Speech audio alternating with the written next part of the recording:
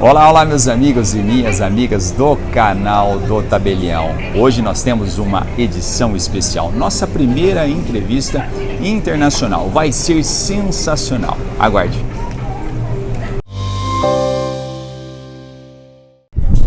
Olá, olá meus amigos e minhas amigas, estamos de volta em uma edição especial. Estamos em Paris, na França, para entrevistar um notário francês, Lionel Galliez. Ele nos contará sua trajetória, as suas principais atividades, a forma com que um notário francês trabalha. E você é o nosso convidado especial. Não saia daí. E olha só, pessoal, nós chegamos aqui no que se pode dizer um cartório. Olha isso aqui. Oficina notarial. Filma aqui, amor. Acesso pela porta 20 metros. É assim que funciona, vamos ver. Então a gente andou os 20 metros ali, encontramos aqui esse símbolo dos notários daqui da França. Para a gente clicar ali na entrada, vamos entrar para ver como é que é esse cartório francês, vamos ver. E olha só, pessoal, vou mostrar para vocês aqui como que é o cartório na França. Então nós temos aqui esse espaço, faz uma geral, amor. E aqui então temos as salas, aqui, banheiro. Não é lotado não, do jeito que é aí no Brasil, não. Porque é diferente, tudo com agendamento. Eles agendam aí até 5 encontros por dia, segundo o Mr Lionel Galliez.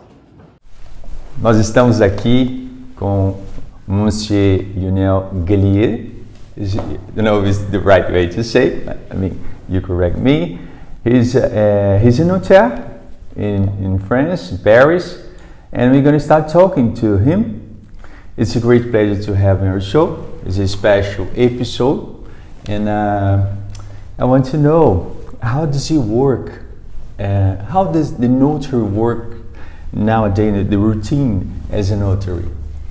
Well, here in my office we have several specialties. Some of our partners, because we have partnership in France, notaries can practice with several notaries in the same office, and therefore we have specialties. In my case, I deal mainly with real estate transaction, and when you buy a property in France, this is compulsory. You must use a notaire to draft the contract and handle all the procedure, because the notaire is a kind of one-stop shop when you deal with real estate transaction.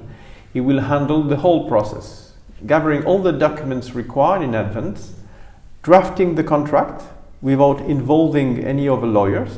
We deal with the whole drafting, and then when it's signed, dealing with all the formalities afterward, paying the transfer taxes, registering the contract at the land registry, and also dealing with financial transfer from the buyer to the vendor. And how does he do to charge the customers? Well, we have a legal scale of fees, which is also compulsory, and every notaire in every part of France use the same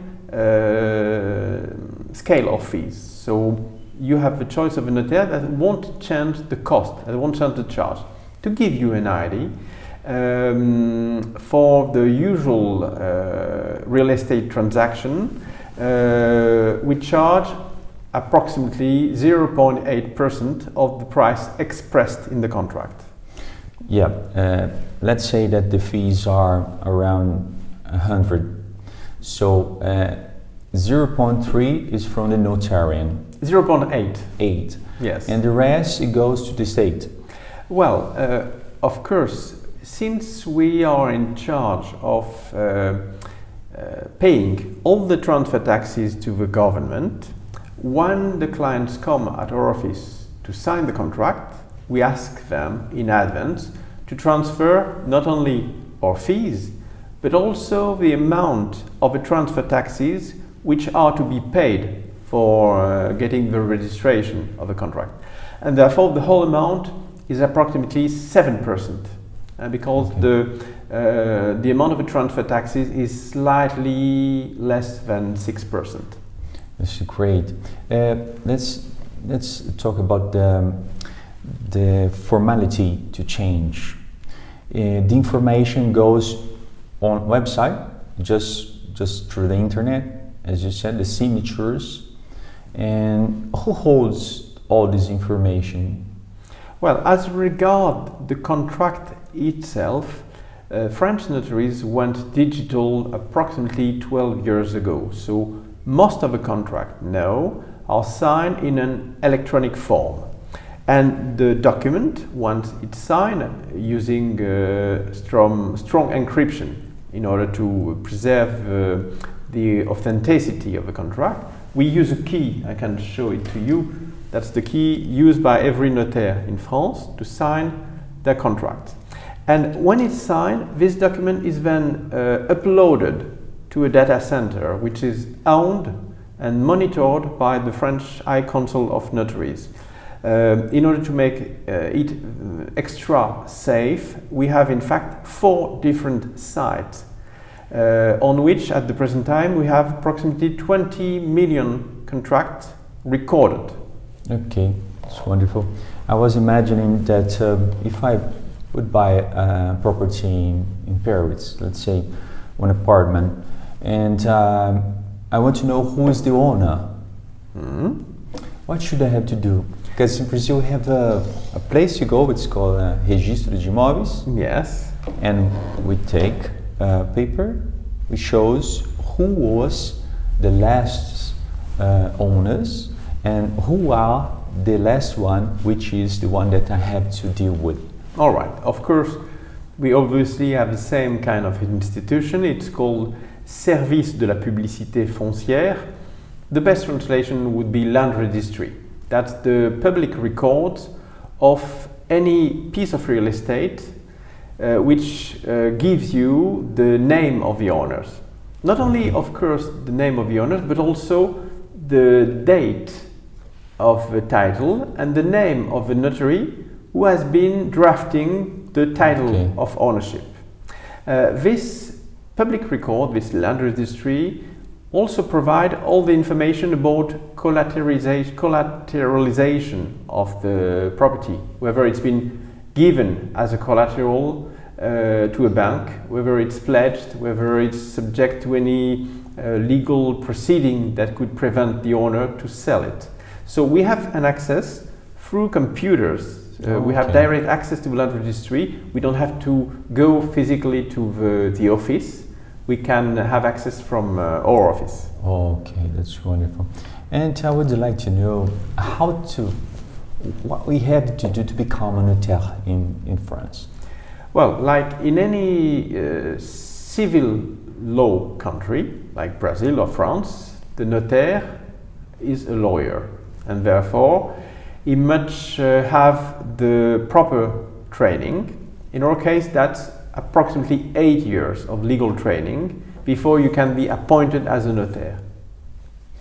Oh, it'll take a very long time, but you have to do tests holding by the French government to give you the license to work as a notaire. No, you don't have the equivalent as in Brazil. You don't have an exam to become a notaire. Once you have all the degrees, which are quite demanding, and it's a long process, with a lot of selection. But once you have the degrees, then you can be presented at the Ministry of Justice to be appointed as notary. Okay, so as you are notaire, let's say that I became a notaire, I can look for a partner to work with me. Yes, when you have, for instance, an office in which you have just one individual, one notary, if he decided to have a partner, he can set up a partnership and present the future partner to the Ministry of Justice in order to have him appointed in the same office. It's great. Of course, the partner must have all the degrees required to become a notary. Yeah, but you have different sorts of duties as a notaire. You were talking earlier that you have you have the duty to draft. The buy and sell, but you have all the partners that does different kind of jobs as a notaire. Yes, of course. As I said, I'm dealing mainly with real estate transaction, but in every French notary office, you have also a notary dealing with family law. So in France, for instance, that's the notaire who is in charge of all the process of succession, including issuing the certificate of inheritance. It's not done by courts, like in other countries. So when somebody dies, that's the notaire who deals with the whole process in order to convey the estate to the inheritors. I understand. What about the wedding? Who does the wedding, the formalizations? The wedding itself is done in town offices. But before the wedding, many people decide to make a marriage contract. Oh, okay. Because you have different systems to own your assets when you're married. It can be community. It can be, on the other hand, a complete separation of assets between the partners. And in order to decide which system you want to adopt, then you have to make a marriage contract before a notary. Okay, it's quite the same in Brazil. We have a pacto antinupcial. Before the wedding, we do a pacto. I don't know if you have any the French equivalent would be contrat de mariage. Marriage contract. That's one. And can you talk a little bit of your story, your biography? I know that you graduated in Bordeaux. Tell our audience about your biography a little bit. Oh yes, so I became a notary 22 years ago after I graduated in Bordeaux.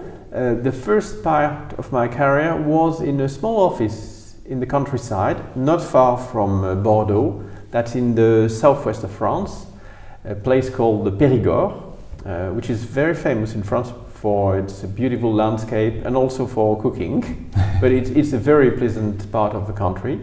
And after 14 years, I had the opportunity to become a partner in a notary office here in Paris, and I took a chance, so I became a notary in Paris in 2013. This was also useful because I have some responsibilities for the French High Council of Notaries. For instance, I'm involved in the International Union of Notaries, and I'm at the present time the vice-president for Europe. Brazil is of course a member of our organization for a very long time.